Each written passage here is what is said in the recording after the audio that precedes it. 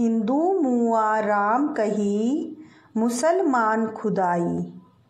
कहे कबीर सो जीवता, जो दूहू के निकटी न जाई। कबीरदास जी कहते हैं हिंदू मुआ, मुआ यानी मर गया, राम कही, राम कहते कहते।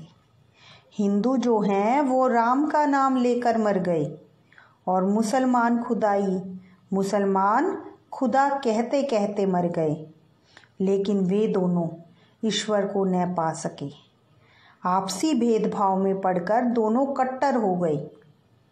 कहे कबीर सो जीवता, कबीरदास जी कहते हैं वही व्यक्ति जीवित रहता है जो दूहू के निकट न जाई, जो इनमें से किसी के पास नहीं जाता।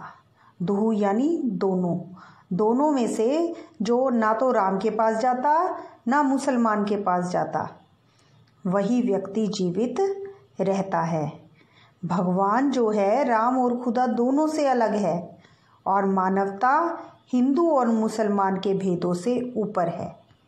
कबीर ने हिंदू और मुसलमान दोनों को मृत इसलिए कहा है क्योंकि वे दोनों आपसी भेदभाव में पड़कर सच्चे ईश्वर को भूल बैठे हैं। कबीर के अनुसार सांप्रदायिक भेदभाव और कट्टरता से दूर रहने वाला मनुष्य ही जीवित है। हिंदू मुसलमान के भेदभाव से परे रहने वाला उदार मनुष्य कबीर जी चाहते हैं। काबा फिरी काशी भया, रामी भया रहीम। मोट चून मैदा भया, बैठी कबीरा जीम।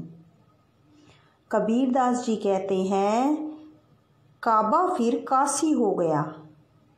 काबा मुसलमानों का पवित्र स्थल और काशी हिंदुओं का तीर्थ स्थल। जब हिंदू मुसलमान के भेदभाव से मैं ऊपर उठा तो मेरे लिए काबा काशी हो गया। रामी भया रहीम, और राम रहीम हो गया।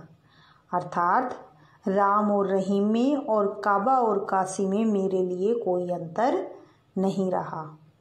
मोट चून में दा बया, बैठी कबीरा जी।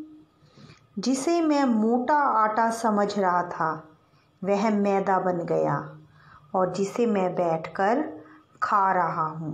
अर्थात धार्मिक भेदभाव के नष्ट होने पर मेरे मन में हिंदू मुसलमान और राम रहीम के नाम पर बसी दुर्भावनाएं दूर हो गई।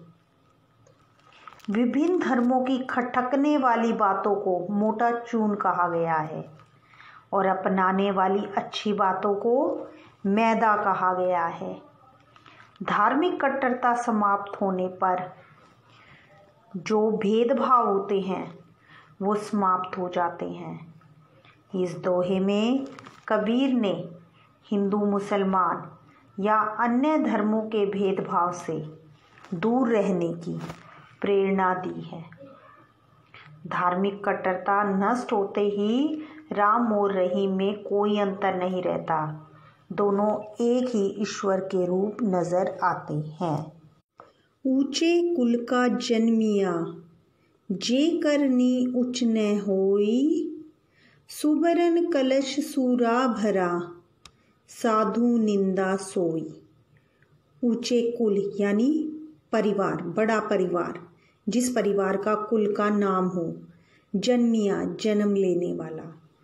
यदि कोई व्यक्ति ऊंचे कुल में जन्म लेता है, जे करनी उच्च न होई, और उसके करनी यानी कार्य महान नहीं है, बड़े नहीं हैं, तो क्या फायदा। कबीर ने यह बात एक उदाहरण से समझाई है। सुबरन कलश, सुबरन यानी सोने से, कलश लोटा, सूरा भरा। सोने से बने हुए कलश में यदि शराब भर दी जाए, सूरा यानी शराब। साधु निंदा सोई, तो भी साधु लोग यानी सज्जन उसकी निंदा ही करेंगे। अर्थात मनुष्य अपने कर्मों से महान बनता है। मनुष्य की श्रेष्ठता उसके ऊंचे कर्म ही होते हैं। धनी और सभ्य परिवार में जन्म लेने से कोई उच्च या श्रेष्ठ नहीं कहलाता।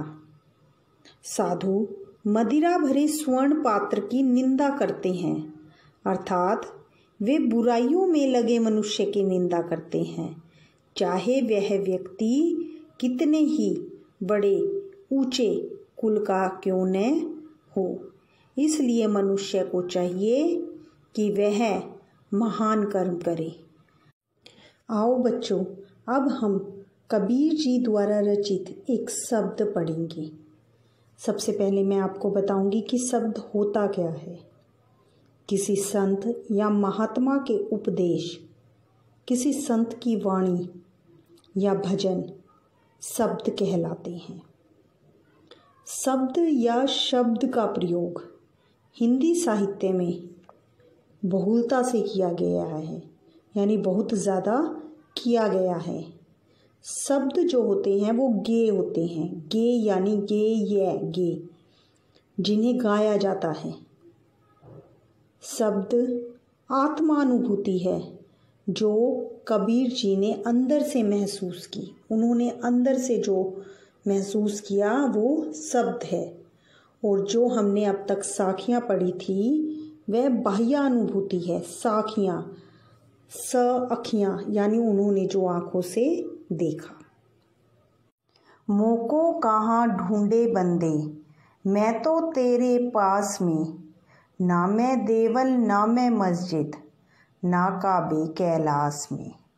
स्वयं निराकार ब्रह्मा मनुष्य को संबोधित करते हुए कहता है कि हे मनुष्य, तू मुझे कहाँ ढूंढता हुआ भटक रहा है। मैं तो तेरे नज़दीक ही हूँ। ना मैं देवल, देवल का अर्थ हुआ मंदिर, देवालय, ना मैं मस्जिद, ना मैं मंदिर में रहता हूँ, ना मैं मस्जिद में रहता हूँ, ना काबे कैलाश में, काबा मुसलमानों का तीर्थ स्थल, ना मैं मुसलमानों के तीर्थ काबा में निवास करता हूँ, और ना ही हिंदुओं के कैलाश पर्वत पर मेरा निवास स्थल है। अतः इन जगहों पर तो मुझे क्यों खोज रहा है। तेरा भटकना व्यर्थ है। ना तो कोने क्रियाक्रम में, ना तो मैं किसी विशेष क्रिया के करने से मिलता हूँ, यानी किसी कर्म कांड से मेरी प्राप्ति नहीं हो सकती।